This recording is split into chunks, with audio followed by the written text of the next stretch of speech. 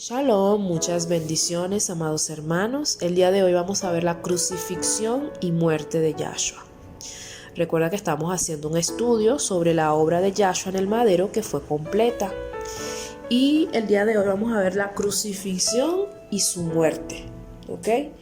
Para empezar vamos a leer un pasaje en Mateo 27, versos 32 y 54. Dice: al salir de ahí, se encontraron con un hombre de Cirene, que se llamaba Simón, y lo obligaron a llevar el madero. Llegaron a un lugar llamado Golgota, que significa lugar de calavera, y allí le dieron a beber vinagre mezclado con hiel, pero Yahshua, después de haberlo probado, no quiso beberlo. Después de que lo crucificaron, echaron suertes para repartirse sus vestidos, con los que se cumplió lo dicho por el profeta. Se repartieron mis vestidos y sobre mi ropa, echaron suertes. Luego se sentaron a custodiarlo. Sobre su cabeza pusieron su causa escrita: este es Yahshua, el rey de los judíos. Junto a él crucificaron también a 2 ladrones, uno a la derecha y otro a la izquierda. Los que pasaban lo insultaban y mientras meneaban la cabeza decían: tú que derribas el templo en 3 días y lo reedificas, sálvate a ti mismo. Si eres hijo de Elohim, desciende del madero. Del mismo modo también se burlaban de él los principales sacerdotes, los escribas, los fariseos y los ancianos. Decían: salvó a otros, pero a sí mismo no puede salvarse. Si es el rey de Israel, que baje ahora del madero y creeremos en él. Ya que él confió en Yahweh, o que confió en Elohim, pues que Elohim lo libre ahora, si lo quiere. Pero él ha dicho: soy hijo de Elohim. Y también lo insultaban los ladrones que estaban crucificados con él. Desde el mediodía y hasta las 3 de la tarde hubo tinieblas sobre toda la tierra. Cerca de las 3 de la tarde, Yahshua exclamó a gran voz. Decía: Elí, Elí, lema sabactani. Es decir: Elohim mío, ¿por qué me has desamparado? Algunos de los que estaban allí decían al oírlo: está llamando a Elías. Al instante uno de ellos corrió y tomó una esponja, la empapó en vinagre y poniéndola en una caña le dio de beber. Los otros decían: deja, veamos si Elías viene a librarlo. Pero Yahshua, después de clamar nuevamente a gran voz, entregó el espíritu. En ese momento el velo del templo se rasgó en 2 de arriba abajo.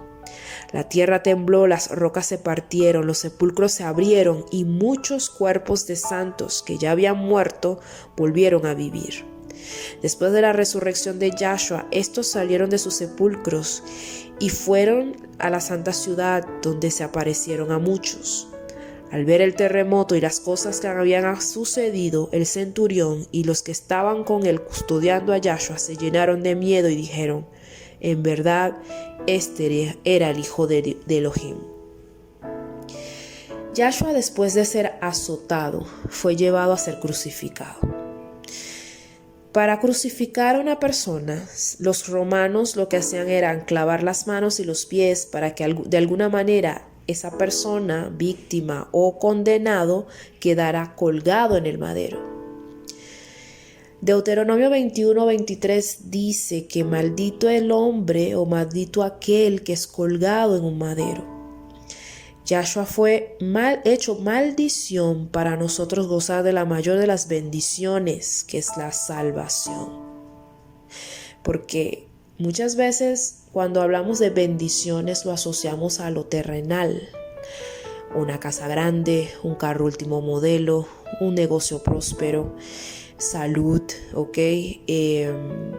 Las bendiciones son asociadas también en tener zapatos nuevos, una familia grande, etcétera, etcétera. Que yo no digo que no son bendiciones, pero la mayor de ellas es ser salvo. Porque realmente de nada vale tener tanto en la tierra si no lo tenemos a Él. Porque Él es nuestro vivir realmente. Entonces, la mayor de las bendiciones es tener salvación. Y por eso es que Yahshua se hizo maldición.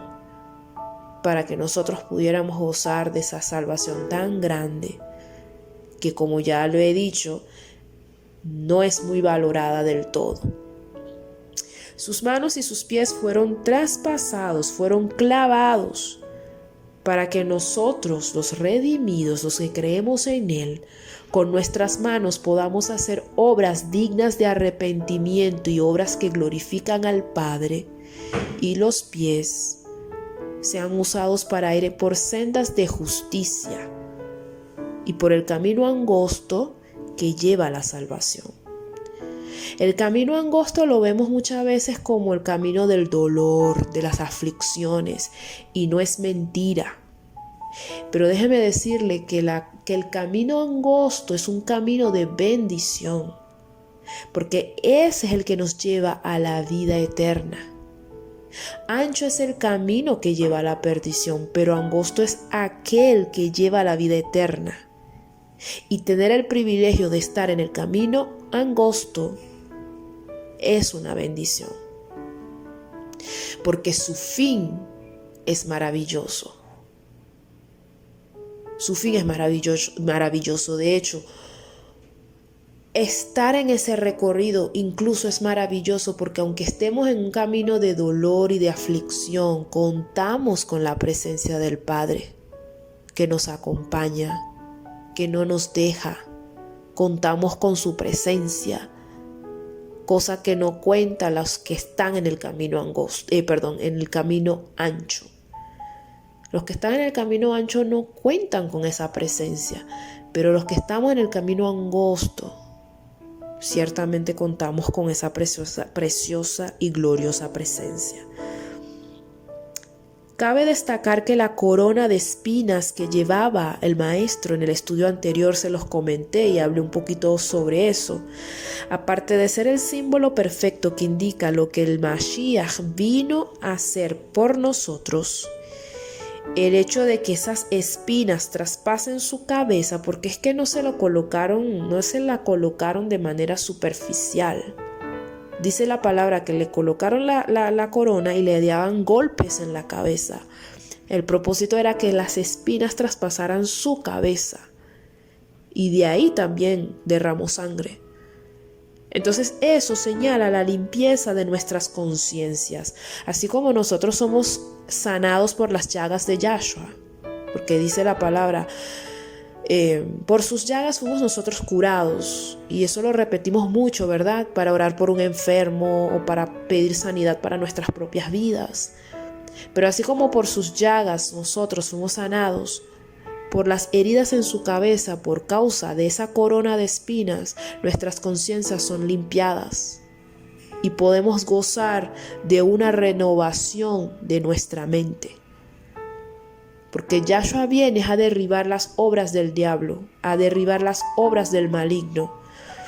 Entonces, el hecho de que esas espinas traspasen su cabeza y él fuera herido aún en su cabeza, señala esa limpieza en nuestras conciencias.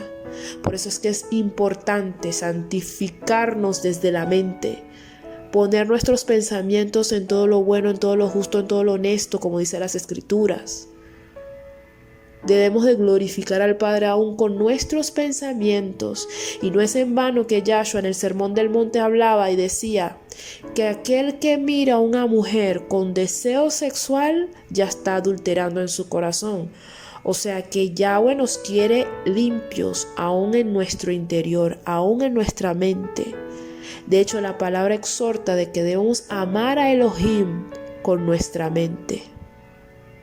Entonces, Yahshua fue traspasado aún en su cabeza con esa corona de espinas, que ya sabemos qué es lo que representa, para que nuestra mente sea renovada. Por eso que aún nuestra mente tenemos que cuidar, para la gloria de nuestro Elohim. Es impresionante ver que aunque tenía el poder Yahshua para bajarse del madero, no lo hizo. Incluso antes de ser crucificado le dieron de tomar vinagre mezclado con hiel, y eso me llamó mucho la atención porque se lo ofrecieron y él no quiso beberlo. Y me puse a investigar por qué vinagre mezclado con hiel, ¿qué es eso? Y me encontré con que el vinagre con hiel se daba para mitigar el dolor o acelerar la muerte del condenado o de la víctima. La negación de Yahshua entonces habla de su determinación de sufrir por completo toda la agonía y el dolor. No quería aliviar el dolor y tampoco quería acelerar su muerte. ¿Por qué? Porque en Getsemaní él había aceptado tomar completamente la copa que el Padre le estaba entregando. O sea, él estaba determinado a someterse al ritmo que quiere el Padre, que él esté sometido, a todo eso que él estaba experimentando. El maltrato, los insultos, todo, al ritmo ideal, sin acelerarlo y sin aliviarlo, soportarlo todo. Eso fue lo que hizo Yahshua al rechazar ese vinagre con hiel. No es porque le supo amargo, no es porque le supo mal, no, es por eso mismo, para poder soportar el dolor, todo el dolor que le tocaba soportar y para no acelerar su muerte. No es que quería que fuera un poquito más súbita la muerte, no, al ritmo que es, al ritmo conforme a cómo él quiere el Padre, así lo soportó por amor a nosotros. Otra cosa tremenda es que cuando lo terminan de crucificar, le ponen un letrero arriba: Yahshua, el Rey de los Judíos. En otros pasajes, en Juan creo que dice así: Yahshua Nazareno, Rey de los Judíos. Y cuando lo lees, es una afirmación. Cuando uno lo lee así, uno entiende que es una afirmación. Es como diciendo: ahí está el Rey de los Judíos, que está aquí, que está haciendo aquí, que está muriendo aquí en este madero. Él es el Rey de los Judíos. Y me atrevo a decirlo incluso porque Pilato, cuando nos sentamos a leer esa parte donde Pilato tiene esa conversación con él y de alguna manera Pilato buscaba o procuraba ponerlo en libertad, él no se refería a él como Yahshua o aquel hombre, no, él se refería a él como el Rey de los Judíos. O sea, yo les invito a que lean ese episodio de la vida de Yahshua, tanto en Mateo, Marcos, Lucas y Juan. Ahí vemos que Pilato realmente se refería a él como el Rey de los Judíos. Y ahí no había sarcasmo, no es que lo decía de manera sarcástica, tampoco. Porque yo me pongo a pensar en Pilato en ese momento y me pongo en su lugar. No debió ser fácil ese momento. Yo me imagino que como gobernador, ese fue uno de los momentos más difíciles de su vida. Porque el mover espiritual que había ahí no era un mover muy sencillo. Él quería ponerlo en libertad, pero había un mover en el pueblo tan impresionante que clamaba y decían: crucifíquenlo. Y él sabía que él era justo. Él tuvo una conversación con él, tuvo a Yahshua frente a él como pagano. Lo tuvo ahí, habló con él. Y él dijo: no, pero es que yo no encuentro ningún delito, ¿por qué lo voy a matar? No, crucifíquenlo. Eso fue el mover que había. Yo me imagino que no fue el mejor momento como gobernador de Pilato. Eso fue un momento difícil para él. Muy difícil, porque el mover espiritual que había no era sencillo. Le preguntaba: ¿tú eres el Rey de los Judíos? Yahshua le dijo: tú lo dices. Entonces, imagínense que alguien te acuse a ti, tú que me estás escuchando, de ser, por ejemplo, el rey. Ponte tú que en donde tú estés hay un rey.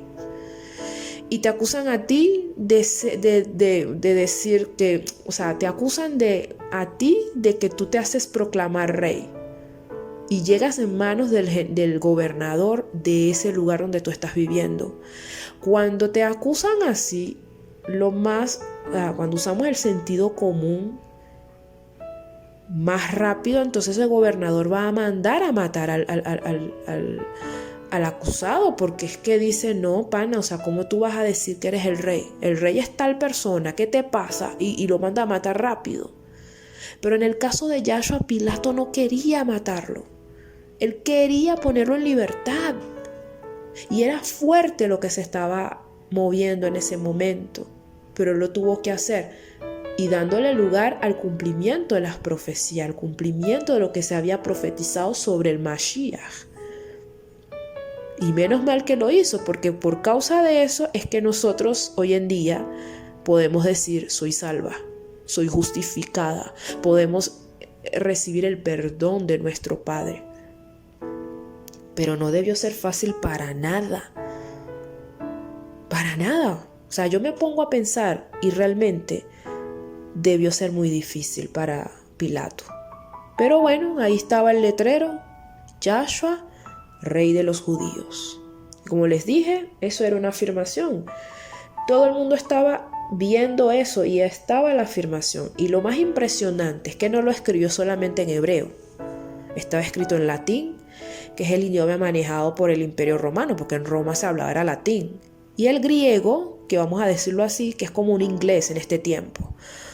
Porque el inglés, o sea, lo vemos en todos lados. No todo el mundo habla inglés en el mundo, hablando del tiempo presente. No todo el mundo habla inglés, no todo el mundo lo entiende, pero el inglés está en todos lados.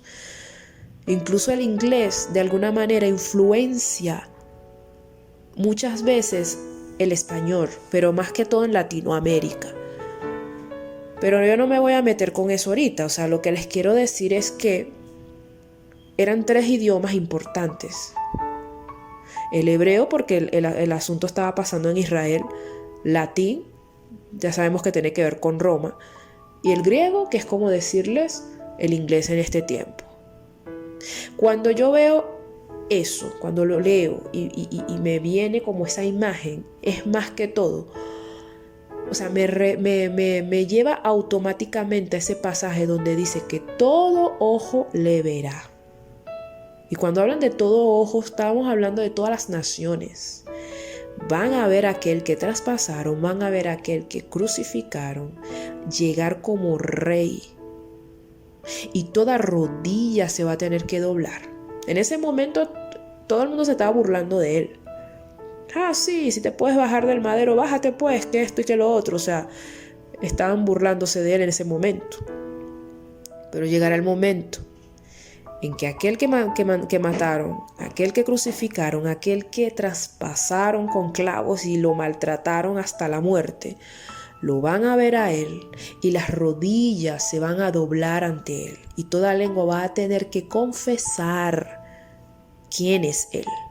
Eso será glorioso. Entonces, claro, cuando vemos el afiche, todo eso, lo que está escrito en esos idiomas que eran los idiomas importantes en la época, podemos entender eso. Podemos ir, como quien dice, a dejarnos llevar por el ruaj y entender que esa escena de que todo el mundo lo veía y de repente en ese tiempo se estaban burlando de él, pero ya llega un momento en que las rodillas más bien se van a tener que doblar, porque ese día llegará. Unos doblarán sus rodillas con gozo, con alegría y confesarán con toda la alegría del mundo que él es el Mashiach, pero otros se van a lamentar y se van a tener que comer las uñas, lamentablemente, por haberlo rechazado. Yahshua, cuando leemos bien, entendemos que él muere tipo 3 de la tarde. Muere más o menos, muere en la tarde, tipo 3 de la tarde. Y coincide con la hora del sacrificio en el templo, indicando así que definitivamente que lo ocurrido con Yahshua es el sacrificio perfecto, en el que es derramada su sangre, que hará que la muerte, la segunda muerte, nos pase por alto. Porque ese es el propósito. El propósito de eso, de la muerte, de todo lo que Yahshua soportó, es para que la muerte, que es la segunda, que es la eterna, no nos alcance, más bien nos pase por alto, así como pasó en Egipto. Israel En Pesaj, fíjense, pusieron sangre por orden de Elohim, sangre en los dinteles de sus puertas. Porque en ese tiempo, en ese día, en esa noche, mejor dicho, iba a pasar el espíritu de muerte para llevarse a los primogénitos. Y toda casa donde no está el dintel manchado con la sangre, ahí donde iba a morir un primogénito. Israel hizo caso, mancharon su puerta, todo el tema. ¿Y quiénes son los que pagaron? O sea, ¿quiénes son los que perdieron sus primogénitos? Los egipcios. Entonces, algo similar va a pasar. Muerte va a pasar, pero los que vamos a ser, como quien dice, librados de esa muerte, somos los que realmente estamos bajo el abrigo del Altísimo. Aquellos que aceptamos el sacrificio, aquellos que creemos en lo que hizo el Mashiach y honramos, por supuesto, ese sacrificio. Entonces vamos a ser librados de esa segunda muerte, esa muerte eterna. Aparte de que esa hora los sacerdotes podrían estar presenciando la rotura del velo que separa el lugar santo y el lugar santísimo. Recuerden que en ese momento, cuando Yahshua expira, cuando Yahshua muere, cuando Yahshua entrega su espíritu, el velo en el templo se rasgó en dos. Eso fue glorioso. Y esa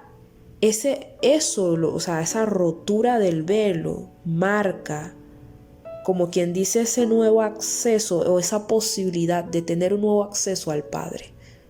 Y cosas impresionantes pasaron. No solamente se rasgó el velo, hubo tinieblas, hubo un terremoto, las rocas se movieron, los sepulcros se abrieron. Eso fue glorioso lo que pasó en ese momento, poderoso lo que pasó en ese momento.